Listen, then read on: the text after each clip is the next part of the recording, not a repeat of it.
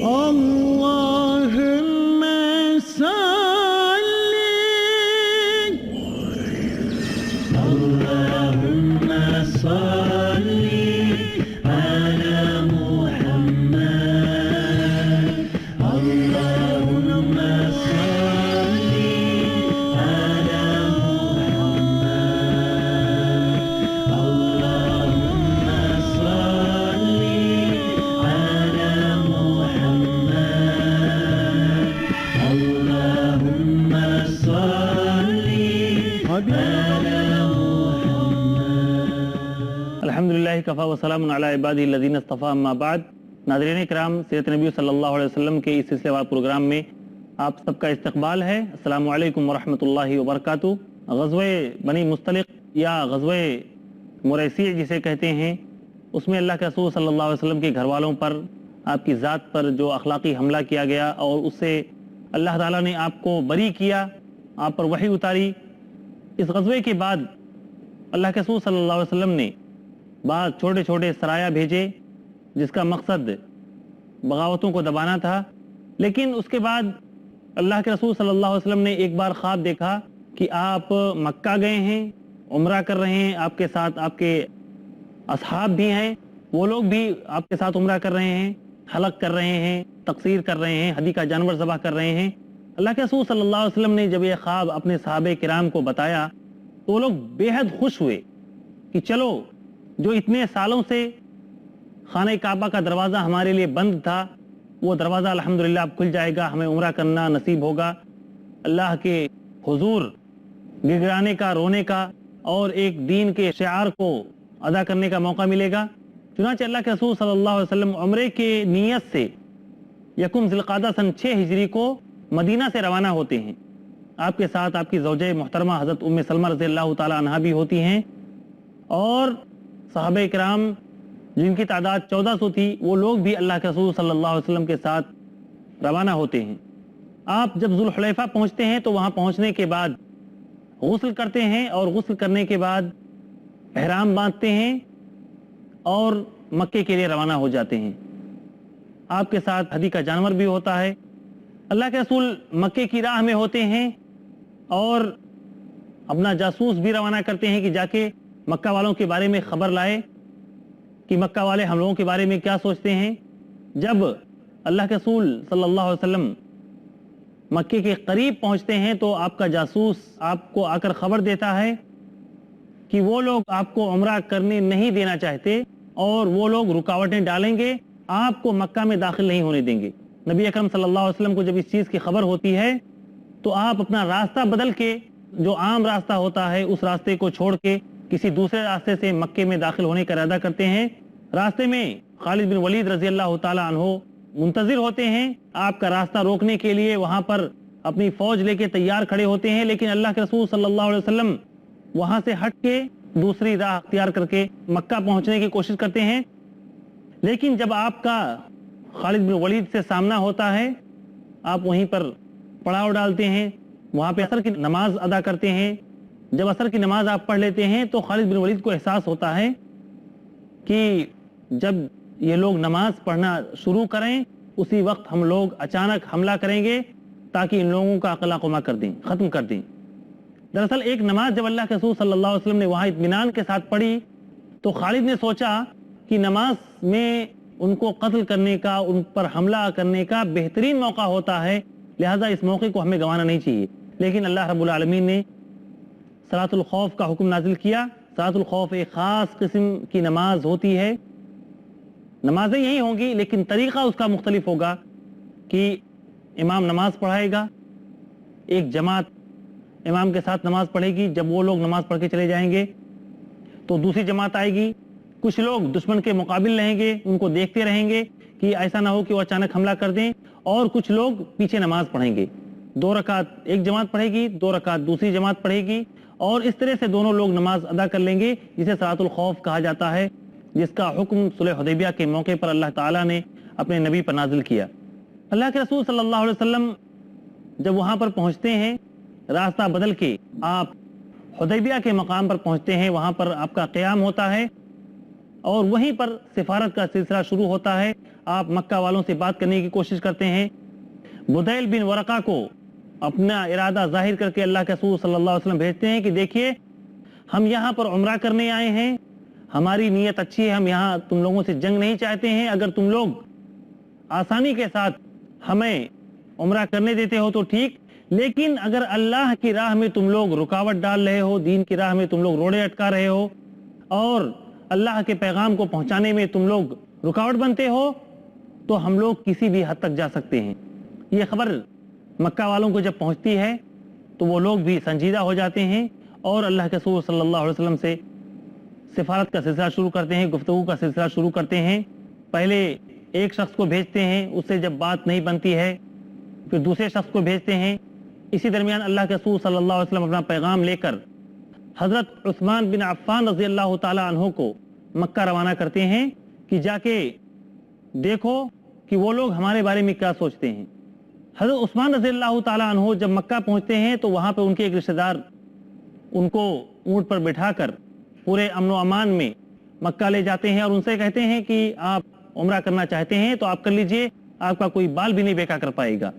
لیکن حضرت عثمان رضی اللہ تعالی عنہ کہتے ہیں کہ ہم اللہ کے رسول صلی اللہ علیہ وسلم کے ساتھ عمرہ کرنے آئے ہیں اور انہی کے ساتھ عمرہ کریں گے, میں اکیلے عمرہ نہیں کر سکتا. اس کے بعد سفارت کا سلسلہ شروع ہوتا ہے. سب سے پہلے ایک شخص جس کا نام حلیس ہوتا ہے وہ اللہ کے رسول صلی اللہ علیہ وسلم کے پاس آتا ہے. یہ شخص ہدی کے جانوروں کی بہت عزت کرتا تھا. اللہ کے رسول صلی اللہ علیہ وسلم اس سے گفتگو کرتے ہیں اور اس کا وہ بہت ہی مثبت جواب دیتا ہے. جا کے مکہ والوں کو بھی کہتا ہے کہ دیکھو ان لوگوں کی نیت بہت اچھی ہے, وہ لوگ یہاں پر کوئی شر و فساد پھیلانے کے لیے نہیں آئے ہیں, کوئی گڑبڑی مچانے کے لیے نہیں آئے ہیں, لہٰذا ان لوگوں سے کسی قسم کی بدتمیزی نہ کرو اور انہیں عمرہ کرنے دو. لیکن کفار مکہ نے سوچا کہ اگر ہم انہیں مکہ میں آنے دیں گے تو یہ ہمارے لیے بہت بڑی کمزوری ثابت ہوگی اور ہماری ناک خاک میں مل جائے گی اور سارے قبائل میں یہ عام ہو جائے گا کہ مسلمان مکہ میں آرام کے ساتھ گئے, وہاں پہ عمرہ کیا اور اپنی منمانی جو چاہا کیا اور مکہ والے ان کا بال بھی نہیں بیکا کر پائے, ان کا کچھ بھی نہیں کر سکے. اسی لیے ان لوگوں نے سوچا کہ چاہے جو بھی ہو لیکن ہم انہیں مکہ میں آنے نہیں دیں گے. اس کے بعد ایک دوسرا شخص عروہ بن مسعود ثقفی جس کا نام تھا, یہ اللہ کے رسول صلی اللہ علیہ وسلم کے پاس آتا ہے اور آپ سے گفتگو شروع کرتا ہے. گفتگو کے دوران یہ شخص بہت ساری بدتمیزی والی باتیں کرتا ہے, بہت بیہودہ باتیں کرتا ہے, شرارتیں بھی کرتا رہتا ہے. اللہ کے رسول صلی اللہ علیہ وسلم کی داڑھی بھی بار بار چھوتا رہتا ہے. لیکن دوسرے صحابی اللہ کے رسول صلی اللہ علیہ وسلم کے پاس موجود ہوتے ہیں اور اس کو اس حرکت سے بار بار منع کرتے ہیں. یہ شخص جو کہ اس سفارت میں کوئی اہم کردار تو نہیں نبھا پاتا لیکن اللہ کے رسول صلی اللہ علیہ وسلم سے گفتگو اور آپ سے بات چیت کے دوران اللہ کے رسول صلی اللہ علیہ وسلم کے صحابہ کرام کا جو معاملہ, ان کا جو ادب و احترام اور جو تعظیم اللہ کے رسول صلی اللہ علیہ وسلم کے لیے تھا, اس چیز کا جب مشاہدہ کرتا ہے تو ہکا بکا رہ جاتا ہے اور مکہ والوں کو جا کے خبر کرتا ہے کہ دیکھو میں فارس اور روم بھی گیا ہوں, وہاں کے بادشاہوں کو بھی میں نے اچھی طرح دیکھا ہے, لیکن محمد کے ساتھی محمد کی جس قدر عزت کرتے ہیں, اس کی جس قدر تعظیم کرتے ہیں اور اس سے جس قدر محبت کرتے ہیں میں نے دنیا میں کہیں بھی نہیں دیکھا. وہ شخص جب گفتگو کرتا ہے تو سارے لوگ خاموش ہو جاتے ہیں جیسا کہ ان کے سر پہ پرندے بیٹھے ہوں. یہ شخص جب تھوکتا ہے تو اس کا تھوک بھی کسی نہ کسی شخص کے ہاتھ پہ پڑتا ہے. وہ شخص جب وضو کرتا ہے تب اس کے وضو کے پانی کو لینے کے لیے سارے لوگ جھپٹ پڑتے ہیں. جس شخص کا یہ مقام ہو اور جس شخص کے لیے اس کے ساتھی اور دوست یہ درجہ رکھتے ہوں, اس قدر تعظیم اور محبت کرتے ہوں, مجھے نہیں لگتا کہ اس شخص سے تم لوگ مقابلہ کر پاؤ گے. بہرحال ابھی تک سفارت کا سلسلہ چالو ہے اور کسی نتیجے پر پہنچنے کی کوشش کرتے ہیں. مکہ والے بھی اڑے ہوئے ہیں کہ ہم آنے نہیں دیں گے اور اللہ کے رسول صلی اللہ علیہ وسلم یہ چاہتے ہیں کہ کسی نہ کسی طریقے سے اگر وہ لوگ صلح کے لیے آمادہ ہو جائیں تو ہم صلح بھی کر لیں. اور اللہ کے رسول صلی اللہ علیہ وسلم نے باقاعدہ اس کا اظہار بھی کیا کہ مکہ والے آج کے دن مجھ سے کوئی بھی ایسی چیز کا مطالبہ اگر کرتے ہیں جس میں اللہ رب العالمین کے حرمات کی بے حرمتی نہ ہوتی ہو اور اللہ رب العالمین کے حرمات کا خیال رکھا جاتا ہو تو میں ان کی وہ شرط برداشت کر لوں گا, اس کو مان لوں گا اور اس معاہدہ کر لوں گا. اس کے بعد یہ لوگ सुहेल को अल्लाह के रसूल सल्लल्लाहु अलैहि वसल्लम से गुफ्तगू करने के लिए भेजते हैं कि जाओ तुम गुफ्तगू करो, हो सकता है कोई हल निकल आए। अल्लाह के रसूल सल्लल्लाहु अलैहि वसल्लम जब सुहेल बिन अम्र को अपने पास आता हुआ देखते हैं तो उनके नाम से एक नेक फाल लेते हैं और कहते हैं कि सुहेल आ रहे हैं, अब मामला सहल हो जाएगा, आसान हो जाएगा। नाज़रीन किराम, सुलह हुदैबिया से मुतालिक मजीद बातें करने के लिए हम आपके सामने फिर हाजिर होंगे, क्योंकि वक्त एक छोटे से वक्फे का आ गया है। तब तक के लिए इजाज़त दीजिए। अल्लाह हाफिज़। अस्सलाम वालेकुम।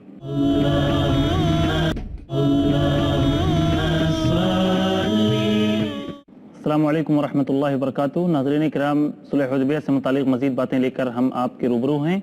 कुफ़ार मक्का ने सोचा कि अगर हम उन्हें मक्का में आने देंगे तो ये हमारे लिए बहुत बड़ी कमजोरी साबित होगी और हमारी नाक खाक में मिल जाएगी और सारे कबाइल में ये आम हो जाएगा कि मुसलमान मक्का में आराम के साथ गए, वहां पे उम्रा किया और अपने मनमानी जो चाहा किया और मक्का वाले उनका बाल भी नहीं बेका कर पाए, उनका कुछ भी नहीं कर सके।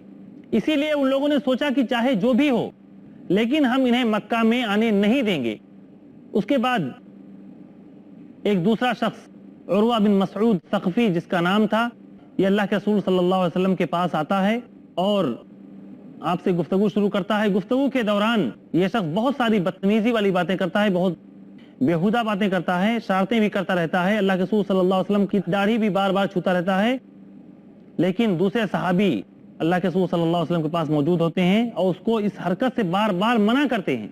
ये शख्स जो कि इस सिफारत में कोई अहम किरदार तो नहीं निभा पाता, लेकिन अल्लाह के रसूल सल्लल्लाहु अलैहि वसल्लम से गुफ्तगू और आपसे बातचीत के दौरान अल्लाह के रसूल सल्लल्लाहु अलैहि वसल्लम के सहाबे किराम का जो मामला, उनका जो अदब व एहतराम और जो ताज़ीम अल्लाह के रसूल सल्लल्लाहु अलैहि वसल्लम के लिए था, इस चीज़ का जब मुशाहिदा करता है तो हक्का बक्का रह जाता है और मक्का वालों को जाके खबर करता है कि देखो मैं फारिस और रूम भी गया हूँ, वहाँ के बादशाहों को भी मैंने अच्छी तरह देखा है, लेकिन मोहम्मद के साथी मोहम्मद की जिस कदर इज्जत करते हैं, उसकी जिस कदर ताज़ीम करते हैं और उससे जिस कदर मोहब्बत करते हैं, मैंने दुनिया में कहीं भी नहीं देखा।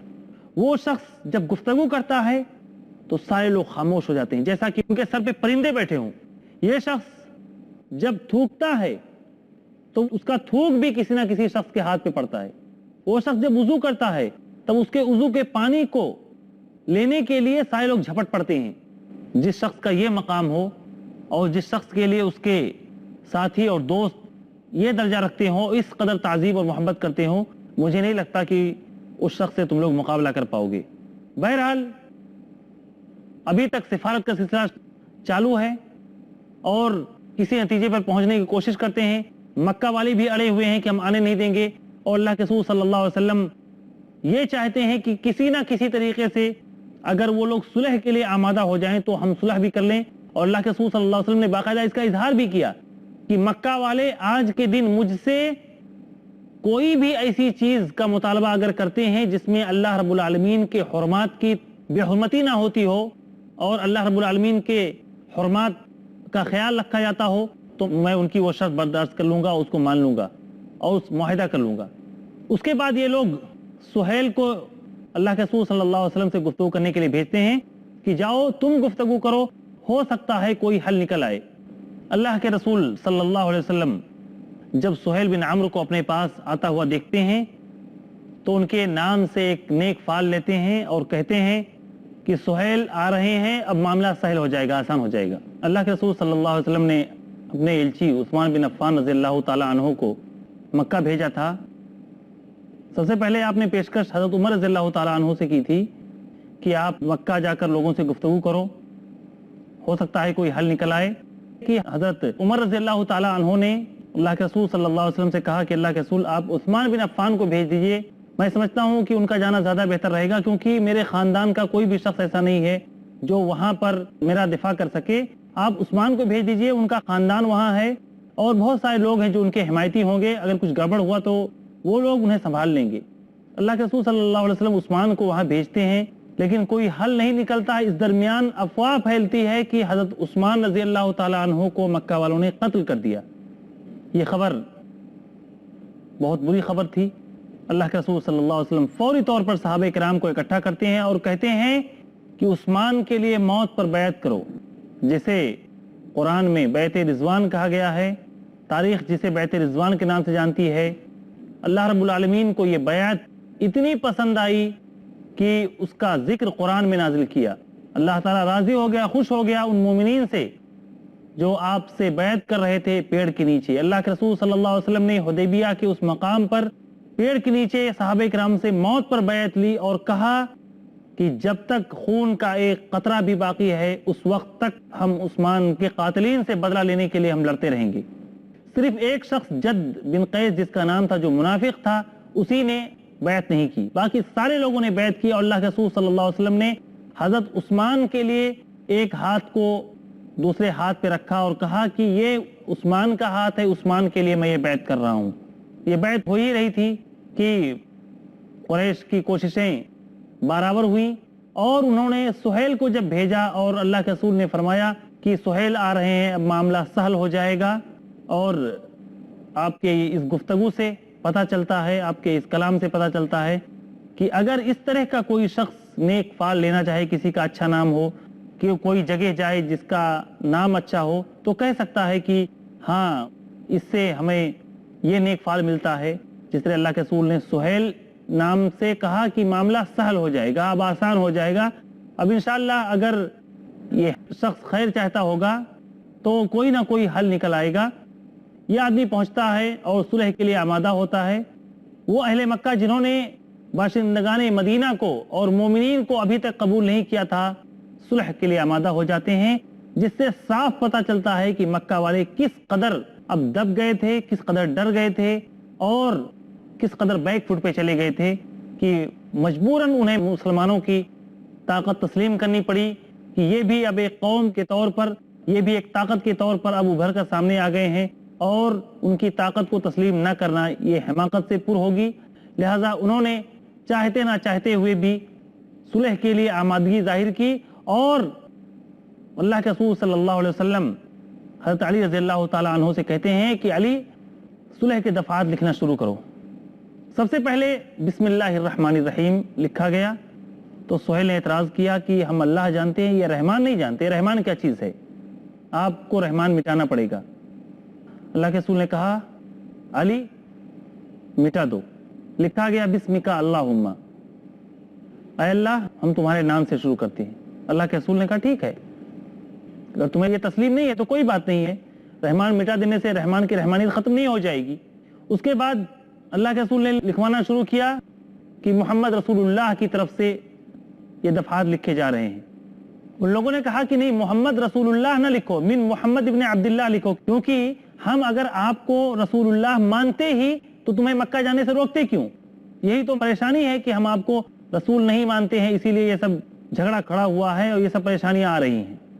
اللہ کے رسول نے کہا علی اسے بھی مٹا دو، من محمد ابن عبداللہ لکھ دو۔ حضرت علی رضی اللہ تعالیٰ عنہ نے فرمایا کہ اللہ کے رسول میں اسے اپنے ہاتھ سے نہیں مٹا سکتا۔ اللہ کے رسول نے پوچھا کہ کہاں لکھے ہو؟ انہوں نے بتایا کہ یہ لکھا ہوا۔ اللہ کے رسول نے اپنے ہاتھ سے مٹا دیا۔ دراصل اللہ کے رسول صلی اللہ علیہ وسلم امی تھے، یعنی آپ لکھے پڑھے نہیں تھے، آپ لکھنا پڑھنا نہیں جانتے تھے، اسی لیے آپ نے یہ دفعات اپنے ہاتھ سے نہیں لکھے بلکہ حضرت علی رضی اللہ تعالیٰ عنہ سے لکھوائے۔ اور آپ کا امی ہونا یہ کوئی عیب کی بات نہیں ہے، کسی کا ان پڑھ ہونا عیب کی بات نہیں ہے، کسی کا جاہل ہونا عیب کی بات ہوتی ہے، کسی کا ان پڑھ ہونا عیب کی بات نہیں ہے۔ اللہ کے رسول صلی اللہ علیہ وسلم نے دفعات لکھوانا شروع کیا۔ سب سے پہلے ان لوگوں نے کہا کہ دفعات میں یہ لکھو کہ مسلمان اس سال عمرہ نہیں کریں گے، اگلے سال آئیں گے، تلواریں ان کے ساتھ ہوں گی اور وہ بھی نیام میں ہوں گی، مکہ میں 3 روز سے زیادہ قیام نہیں کر سکیں گے، 3 روز کے بعد واپس چلے جائیں گے۔ دوسری دفعہ جو تھی وہ یہ تھی کہ اہل مکہ اور اہل مدینہ یعنی مسلمان اور کفار قریش 10 سال کے لیے جنگ نہیں کریں گے، 10 سال کے لیے جنگ بندی کا معاہدہ ہوا۔ تیسرا جو بند تھا، جو تیسری دفعہ تھی وہ یہ تھی کہ مسلمانوں کے ساتھ جو لوگ معاہد ہیں وہ مسلمانوں کے ساتھ رہیں گے، کفار کے ساتھ جو معاہد لوگ ہیں وہ ان کے ساتھ رہیں گے، اس کے ساتھ مزید اگر کوئی شخص ان دونوں میں سے جس کے ساتھ بھی جڑنا چاہے وہ جڑ سکتا ہے۔ اسی دفعہ کے تحت اللہ کے رسول صلی اللہ علیہ وسلم کے ساتھ قبیلے خزاعہ والے اللہ کے رسول صلی اللہ علیہ وسلم کے ساتھ ہوئے اور قبیلے بنو بکر والے کفار مکہ کے ساتھ ہوئے۔ آخری دفعہ یہ تھی جو اللہ کے رسول صلی اللہ علیہ وسلم نے لکھوائی اور جو طے پائی کہ مکہ والوں نے کہا اگر مسلمانوں میں سے کوئی شخص مکہ بھاگ کے آئے گا تو مکہ والے اسے واپس نہیں کریں گے، اور اگر مکہ سے کوئی شخص مسلمان ہو کے مدینہ چلا جائے گا تو مدینہ والوں کو اسے واپس کرنا پڑے گا۔ یہ 4 دفعات تھیں جو اس صلح میں طے پائی۔ اللہ کے رسول صلی اللہ علیہ وسلم نے صلح ہو جانے کے بعد اپنے صحابہ کرام کو حکم دیا کہ سارے لوگ احرام نکال دو اور اپنی اپنی قربانی یہیں پر ذبح کر دو۔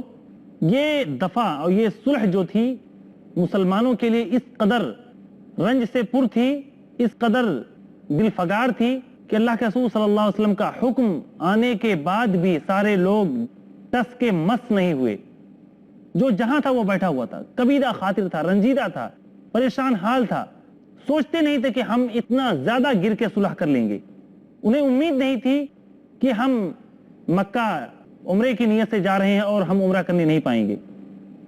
اللہ کے رسول صلی اللہ علیہ وسلم نے جب اپنے صحابہ کرام کا یہ برتاؤ دیکھا جو ایک دم غیر متوقع تھا، اللہ کے رسول صلی اللہ علیہ وسلم کے ایک ایک حکم پر وہ جان چھڑکتے تھے اور آپ نے باقاعدہ حکم دیا پھر بھی کوئی شخص ٹس سے مس نہیں ہوا۔ آپ پریشان حال ہو کر حضرت ام سلمہ رضی اللہ تعالیٰ عنہ جو کہ آپ کی بیوی تھی ان کے پاس آتے ہیں اور پوچھتے ہیں کہ ام سلمہ آج ایسا واقعہ ہوا جو کبھی ایسا نہیں ہوا تھا، میں نے لوگوں سے کہا کہ قربانی کرو، اپنے احرام کھول دو، لیکن کوئی بھی شخص نہیں ہلا۔ حضرت ام سلمہ رضی اللہ تعالیٰ عنہ آپ کی زوج محترمہ کہتی ہیں کہ اللہ کے رسول صلی اللہ علیہ وسلم آپ کسی سے کچھ نہ کہیے، آپ جائیے احرام اتاریے، اپنی قربانی کیجئے، اس کے بعد سارے لوگ انشاءاللہ خود کرنا شروع کر دیں گے۔ اللہ کے رسول یہی کرتے ہیں، چپ چاپ کمرے سے نکلتے ہیں، جا کے اپنی قربانی کرتے ہیں۔ قربانی کرنے کے بعد جب آپ کے صحابہ کرام آپ کو کرتا ہوا دیکھتے ہیں تو سارے لوگ ایک ایک کر کے آمادہ ہو جاتے ہیں اور سارے لوگ قربانی کرنا شروع کر دیتے ہیں۔ اس عمل سے حضرت ام سلمہ رضی اللہ تعالی عنہا کے اس مشورے سے یہ معلوم ہوتا ہے کہ انسان کو ایسے نازک ترین موقع پر اپنی شریک حیات سے مشورہ لینے میں بخل سے کام نہیں لینا چاہیے۔ یہ نہیں سوچنا چاہیے کہ عورت ناقص العقل ہوتی ہے تو یہ کون سے کام کی بات کہہ سکتی ہے۔ اللہ کے رسول صلی اللہ علیہ وسلم کی زوجات مطہرات نے بہت سارے مواقع پر ایسی باتیں کہی ہیں جن پہ اللہ کے رسول صلی اللہ علیہ وسلم نے خود عمل کیا ہے اور الحمدللہ اس کا مثبت نتیجہ بھی برآمد ہوا۔ نبی اکرم صلی اللہ علیہ وسلم ایسے نازک موقع پر اپنی زوج محترمہ حضرت ام سلمہ رضی اللہ تعالی عنہا سے مشورہ کرتے ہیں اور وہ مشورہ آپ کے لیے سارے لوگوں کے لیے کارگر بھی ثابت ہوتا ہے، جس سے یہ بھی ایک نصیحت ملتی ہے اگر انسان دوسرے شخص کو اپنے مخاطب کو کوئی کام کرنے کے لیے کہتا ہے اور خود اس کا عمل اس کے مخالف ہو تو شاید مخاطب اور مطلوب کی زندگی میں اس کا کوئی اثر پڑنے والا نہیں ہے اور نہ ہی اس سے وہ کوئی اثر قبول کرنے والا ہے۔ اللہ کے رسول صلی اللہ علیہ وسلم پہلے حکم دے رہے تھے، سارے صحابہ کرام ٹس سے مس نہیں ہوئے، لیکن جب آپ خود آگے بڑھے، آپ نے خود اپنے ہاتھ سے قربانی ذبح کی اور صحابہ کرام نے دیکھا کہ آپ خود آگے بڑھ کر قربانی کر رہے ہیں۔ آپ کی قربانی کے جانور میں ایک ایسا جانور بھی تھا جو کسی زمانے میں ابو جہل کا جانور تھا، اس کے ناک میں ایک چاندی کا چھلا پڑا ہوا تھا۔ اللہ کے رسول صلی اللہ علیہ وسلم نے جانور کو محض اس لیے بھی ذبح کیا کیونکہ آپ کا مقصد تھا کہ لوگ اس جانور کو ذبح ہوتے ہوئے جب دیکھیں گے تو جلیں بھریں گے کہ کسی زمانے میں ابو جہل کا جانور آج ذبح ہو رہا ہے، اور آپ کا یہ عمل صحابہ کرام جب دیکھتے ہیں تو وہ بھی آپ کے پیچھے پیچھے کرنا شروع کر دیتے ہیں۔ ناظرین کرام، یہیں پر آج کی بات ختم کرتا ہوں۔ اللہ رب العالمین سے دعا ہے کہ اللہ تعالی ہمیں قول کے غازی کے ساتھ ساتھ عمل کا بھی غازی بنائے، آمین۔ وما علینا الا البلاغ، والسلام علیکم ورحمۃ اللہ وبرکاتہ۔